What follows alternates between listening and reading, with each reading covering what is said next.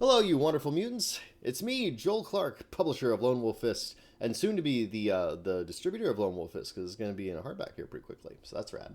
Update. I rewrote the XP rules for the ultimate time. Turns out the last draft was the penultimate draft. I didn't like the fact that nobody was using the XP rules, and I had to ask myself, like, well, what's wrong with them? I went back to the source of the inspiration, which is the Marvel Face Rip system, reread their whole section on XP, digested it, and realized that having a set of standards that you can use as a GM to incentivize players to do actions that you want to see, beating up bandits and saving people and protecting civilizations and blah blah blah, all the stuff that you want your kung fu superheroes to do in the post-apocalypse, that would be a lot more useful than the players having things on their sheet that says you should be reframing scenes to look for opportunities to do these things. That being said, I don't want to miss that entirely. I really like having a general set of standards like GMs can use to pitch to players, like, okay, here's what you see, and if players decide to pass on the opportunity, having one more ask where they're like, well, but you could also get this much XP from involving yourself in this. Like, well, okay. But I do like having it on the character sheets because you, as the GM, can collaboratively with them remind them that they have these heroic opportunities on their character sheets. Like, oh, this is a cultural landmark for your clan. Or this is something that's important to your clan. They consider this a heroic deed. Or even like, someone offers you a vice that is like really respectable in your clan to overindulge in. Like these guys love being drunks or whatever. Like, this is a good opportunity to get XP just by fucking around. Um, that winds up getting more play. Uh, Fundamentally, it's less um, it's less ambitious, I think, than the original version that I had. But it's definitely a lot more usable, and I think this game, more than a few times as I've designed it, I've had these really ambitious ideas with it, and I've done everything I can to make them happen, and I've had pretty mixed success with them.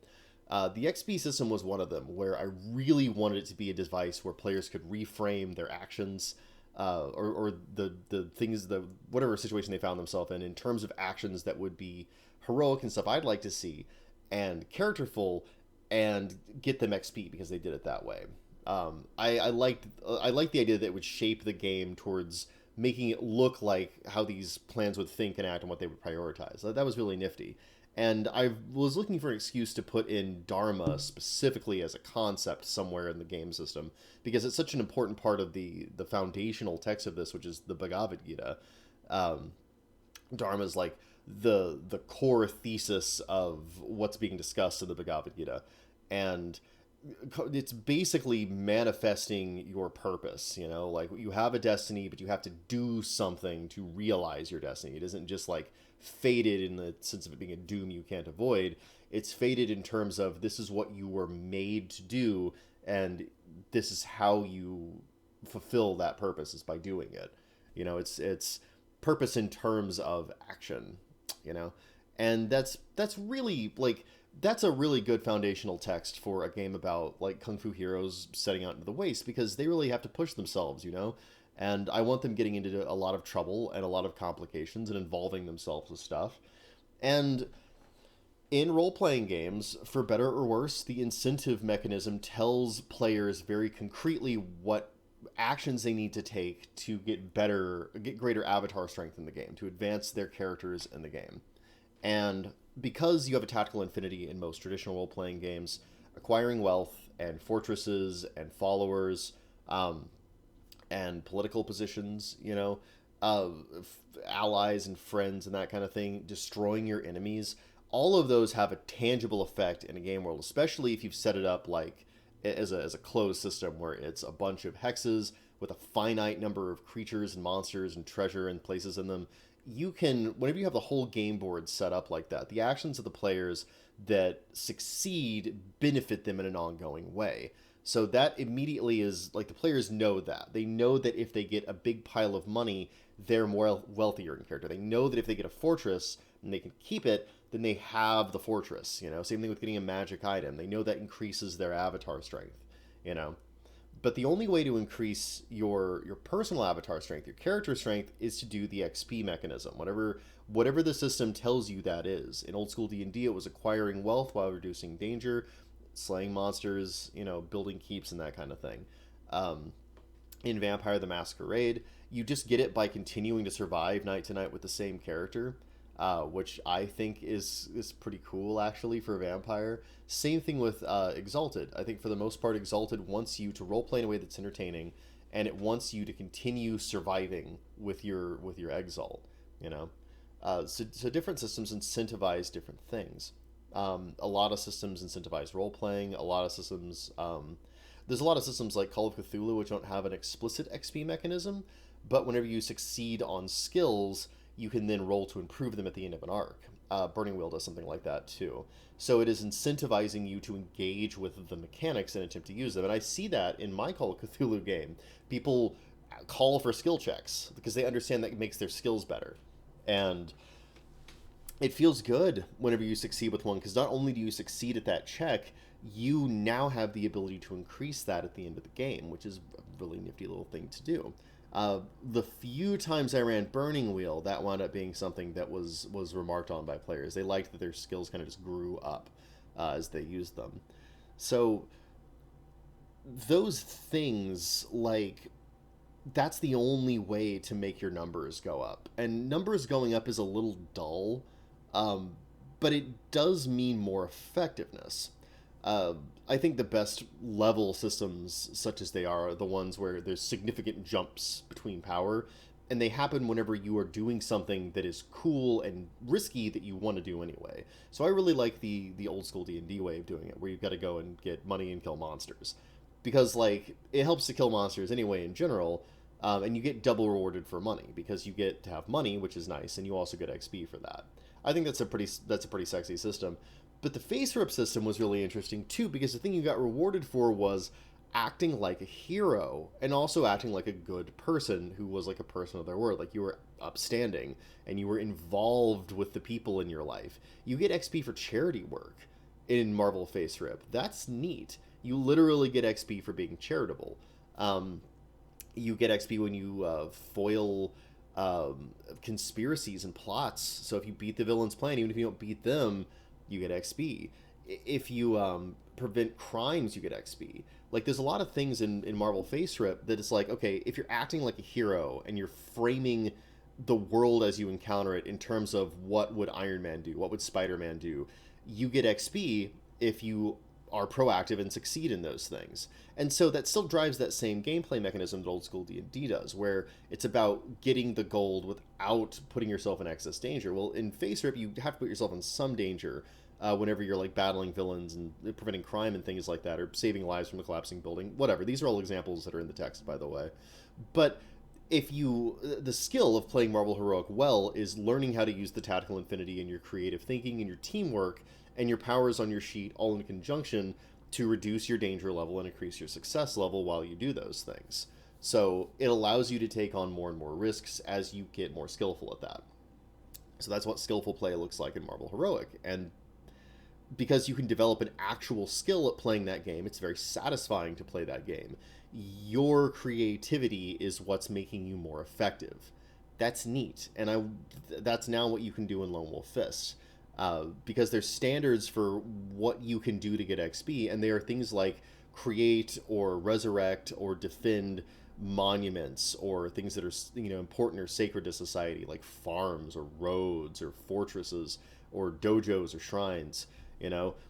Because interacting with those things in that way gives you more avatar strength, you're incentivized to figure out how to do that as much as possible in a safe and effective way. So as you gain the skill of using your character creatively with your teammates and the tactical infinity and all the cool powers you have on your sheet, it actually increases your avatar strength. The stuff I want to see happening winds up happening. And that's also much more usable because a single chart's a lot easier. It's centralized, so everybody has a reference for it. The GM can use it a lot more proactively, and it's based not on something you try to do or begin doing, but things you succeed or fail at doing. In other words, you can track as a GM and judge very easily whether or not a shrine was defended, whether or not a fortress was created, whether or not someone gave proper respect to another lone wolf fist before they fought them. You can track it discreetly. Did that or did that not happen? Are they or are they not the primary agent through which that happened? Them or their Sword Brotherhood? You know, that's a lot easier to rule on than, okay, did you manipulate someone from the shadows to reduce barbarity? Maybe? Like, I got a lot of stuff to work with as a GM. I'm not really sure how to determine that one, you know? But did you save 8 people from an exploding building during the last fight? Well, yeah, they're alive. Here's your XP. That's easy, you know? So, yeah, I overhauled the Karma and Dharma system. It took some doing because I had to rewrite the karmas for all the different, or the clan Dharma for all the different clans. And I had to rewrite that section pretty extensively. It's a little rough. This is a first draft now, which it wasn't before. It had a little more going for it. But I'm currently finalizing that editing. And here over the next hour or so, I'm going to see if I can't finalize because I think that's the last part of chapter 2, which is the character chapter. So I'm going to try to finalize that and make it into a PDF, and you guys should have access to it about the same time you get access to this. So you can tell me if you like the new rules. Ba-bing. After that, on the horizon, I'm coming up with the GM chapter, which I haven't read in a while, so maybe I need to put some more info in there. I should probably put a little more advice on how to make the Karma and Dharma work. So I might add a page or so of writing if I feel it's necessary. Might not be. I need to see if the advice is still relevant, because there has been some changes in the text, and I have ran a few more sessions, and I've gotten feedback from more groups as I've since writing that, and as I've written some more stuff. There's also more in the text now. Remember, I was writing these more or less sequentially the first time. So now I have the benefit, which I didn't have before, of the remaining 4 chapters. The domain chapter, like the bestiary, the armory, all that stuff, you know? And so because I have the benefit of those things, it might be in my best interest to do a little light rewriting in this. As I go forward through the chapters, the rewrites will become less and less severe. But in these earlier chapters, because I have the benefit of wisdom of all that stuff I just mentioned, the rewrites are a little more like significant, you know? I've had to redo equipment packages. I've had to do a little nips and tucks to the Kung Fu to make them a little more readable and usable, you know? Just little things like that. But as I march forward, things like the armory, I don't know that I'm going to have to do much with it. It pretty much works. Bestiary pretty much works. My only worry, is that I have not tested literally everything in both of those things. So although the armory I have a lot of faith in, because it's based on real world physics to a pretty impressive extent, the bestiary I'm not so sure about. Like the army rules, I don't know if they're gonna feel right as I play through them. They've went through a couple of iterations, so I'm gonna make some example armies. I've got a couple. I'm gonna make a few more, so there's gonna be some rewrites there. And I'm gonna test them. I'm gonna give them to people and be like, okay, tell me if this is fun to fight. And if it's fun to fight and it feels right, then all right. But if it sucks, well, it's gonna be a little rewriting. And we're just going to keep doing that until we're down to lores, which is the last chapter. And then, yeah, after that, let me see. After that, the only thing left to do is, because I've got the character sheets. All the different sheets I promised are done in the end of the book, so that's cool. So I've just got to format it for a PDF, or format it for print, so it, like, and I think that PDF can be used really closely for the print product. But I need to figure out like the page count and the dimensions and all that. I need to get the cover done. I've got Vic going to be working on that, so that's going to be fun. I need to do hyperlinks. I don't know how to do an index, so I'm going to skip it. It's probably a lot of work, so I'm not going to worry about it. I don't know how one would put together an index. I don't think it's something you can automate. I think you actually have to just decide what's important in the text and then add that to the index. And I don't have the skill for that, so I'm not gonna. Guys, I want you to have this book. You're gonna have hyperlinks. You'll survive. Sorry, I'm sorry. So let me see. I'm not gonna worry about the index. I got the character sheets. What else do I have to do? Oh, I have to do a proof copy, and after that, we're done. After that, the print on demands will get unleashed to backers first, and then after a reasonable amount of time, I will unleash them to the wider public, and you know they will have access to it. Lone Wolf Fist will be completed, at least the very first supplement.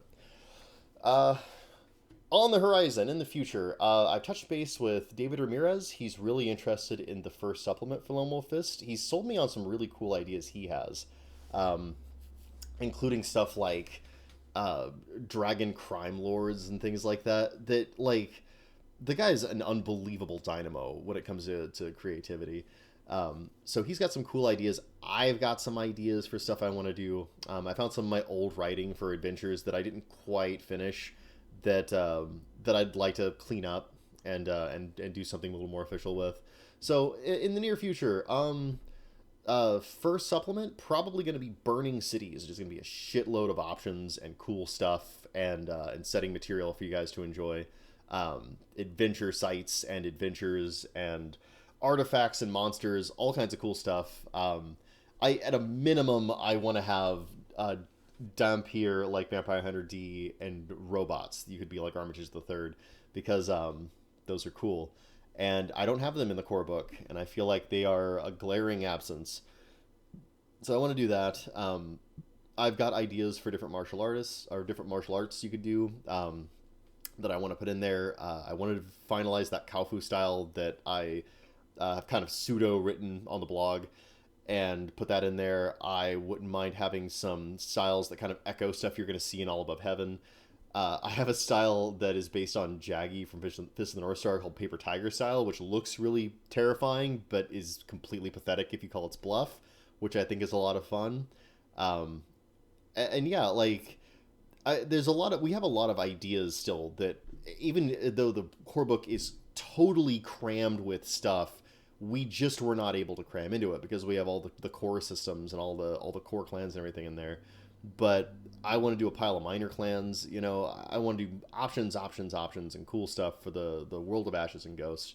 So before I leave the World of Ashes and Ghosts, before I move on to All Above Heaven, that's the next thing. That's like crystallizing what I want to do in the immediate future after this is kicked out.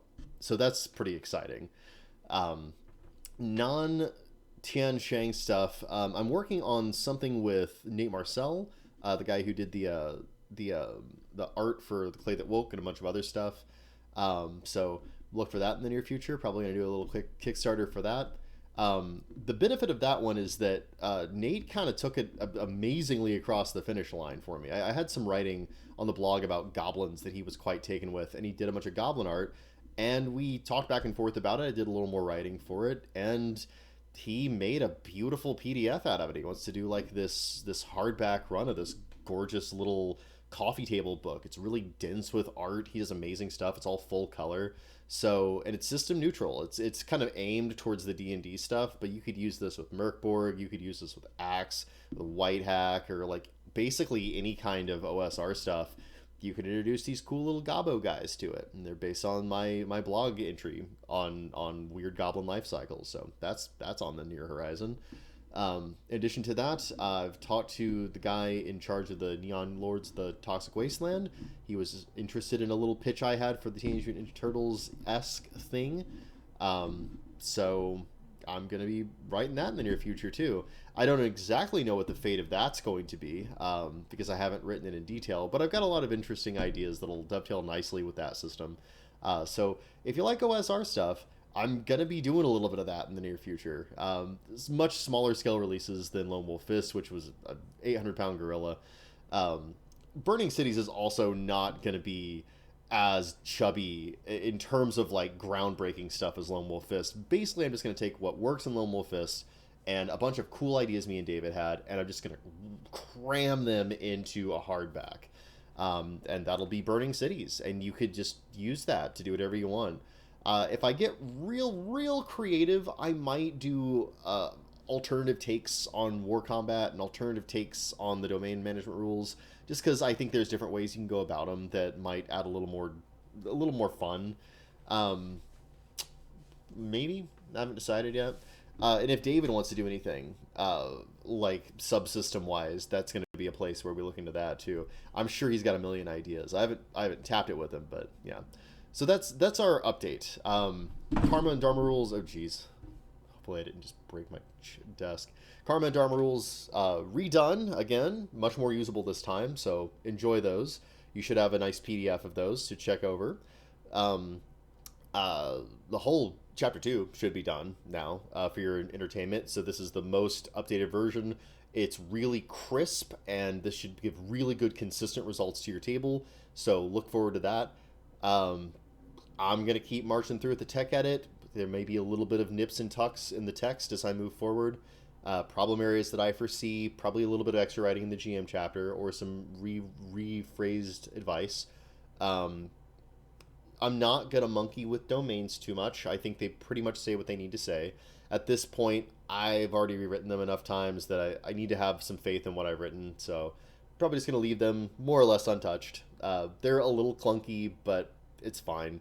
Once you guys get to using them, they should be reasonably intuitive. And with the domain sheet, I think it'll be pretty easy to integrate them into your games just by handing that sheet out to players and being like, okay, here's how it works. You know, the rules for using them, a nice step-by-step thing. It's, it fits really nicely in with the prep rules introduced in the third chapter and the GM chapter. So I think they'll work pretty much okay. I don't think you're going to have too much problem with them. So yeah, domain rules, I don't see any real problems with it. I think the stuff that has to work there works.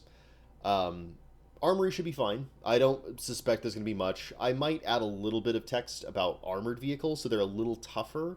Because I think they might be a little bit fragile right now. But they're not terribly fragile. Again, since this stuff is based on real-world physics with some admittedly impressive abstractions, for the most part it works reasonably well and does what you'd expect it to do. So that's one little element that I might add, that I might beef up a little bit. The artifact rules, though, are pretty much nailed. I love the way they look. So I'm going to go through those again to make sure they're all consistent, but I think they're probably fine. Bestiary, going to add some armies. There might be another draft of the army rules. I monkeyed with them a little bit recently, so it's going to be a little bit updated from what's in the current text. But I want to see how those play before I get my final approval.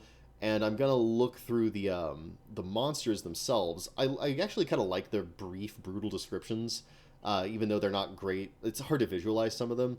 I think that's to some extent that's fun because you get to be creative, and to some extent it incentivizes you to look them up because a lot of these things are based on actual mythology and what have you. So whatever you find in mythology, but kind of a punk version, that's exactly what I was going for in a lot of these cases. But for the most part, I just want to make sure their rules all look consistent and they're not like wildly out of proportion with like the powers and the characters. So that might require a little bit of tweaking. I'm not really sure what that might need. So that might be an area that gets me caught up a little bit. Lores should be fine. The only thing about lores that I might want to revisit is I might want to be a little more concrete about how they're going to work with Dharma now. Like, why do I care about these plots? Well, they give you XP. Boom. So I might add a paragraph or so about, like, okay, if you're able to resolve the central conflict of one of these, intrigues, then you get, 21 XP or whatever. Like, give them a nice big chunky payout there. Maybe. I don't know how necessary that is. I think that, like, there's a lot of getting involved in any of these things because you'll have opportunity to get Dharma because you can do heroic stuff and fight big bad guys. So I don't know. I might do that. It feels like a part of the system that could use a little more clarity. So probably going to do that. Let me see. Aside from that, the Dharmas themselves, like, they're all pretty good. And I think think that I already got all the boxes lined up so they look nice. So that part should be done, which is like really time consuming. And if that's done, then that shouldn't be a chapter that hangs me up too much. Um, yeah, that should be it. The Apocalypse Apocrypha is more or less done. I need to, since I just rewrote the Dharma rules, I need to get approval from all the backers that made styles, that those are okay, because I just kind of did a new version of them. But yeah, that should be that. So that's what the future looks like. I think that's probably enough of a update for this month. I am very tired. I've got more editing to do and formatting, so I want you guys to be able to check out these PDFs for yourself of chapter 2, so you can tell me how you'd like it. In any event, thank you, true believers, and I will talk to you next time.